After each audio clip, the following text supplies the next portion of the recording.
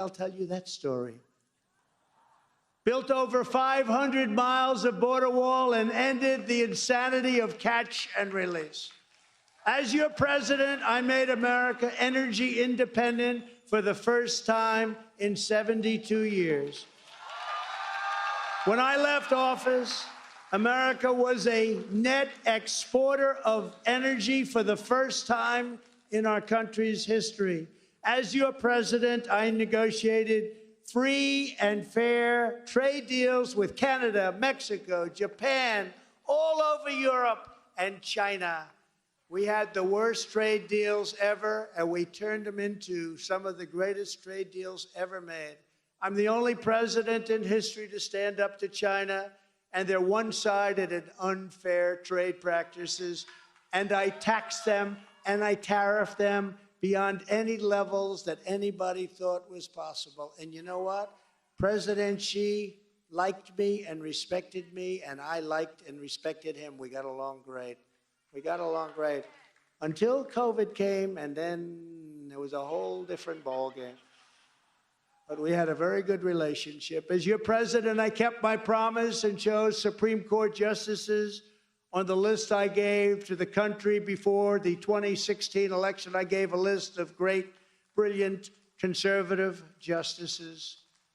As your president, I insisted NATO nations start paying their fair share, and they did. Hundreds of billions of dollars started floating in. Hundreds of billions of dollars. And Secretary General Stoltenberg was my biggest fan. He said, I've never believed it, because President Obama would go to NATO, make a speech, talk about the weather, the sun, how lovely everyone looks, and leave. And others would too, including President Bush, how wonderful everything was. And I went and I said, I'm sorry, you're all delinquent. You have to pay up. And they said, well, does that mean you won't protect us if we don't pay? I said, that's what it means. And they said, get out the checkbook, and the money flowed in. Billions and billions of dollars flowed in. Oh, these are stories that the fake news doesn't want to talk about.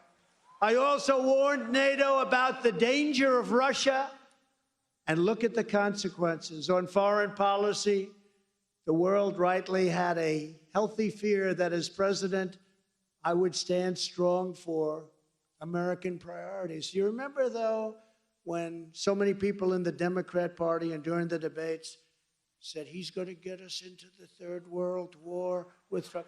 I'm the one that didn't have any wars. I'm the one that got us out of wars. Look at Iraq. Look at Syria. I was the one that brought us way down in Afghanistan. I brought you down to 2,000 soldiers. The easy part was just getting out. I brought it down from 20,000 soldiers to 2,000 soldiers.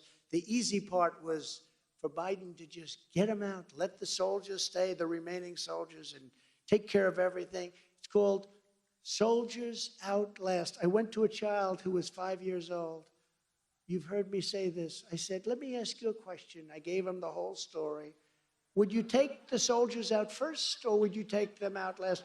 I'd take them out last. He was 5, and he understood.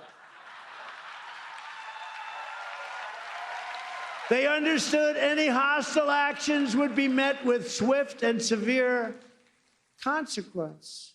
The world is always safer when America has a strong president.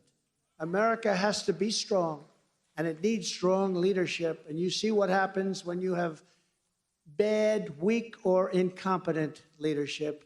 It's a travesty like nobody could believe could happen in such a short period of time. The world is always in danger with a weak American president. This coming midterm election is more critical than ever before. I'm asking all of you to fight and work hard to elect candidates that believe in the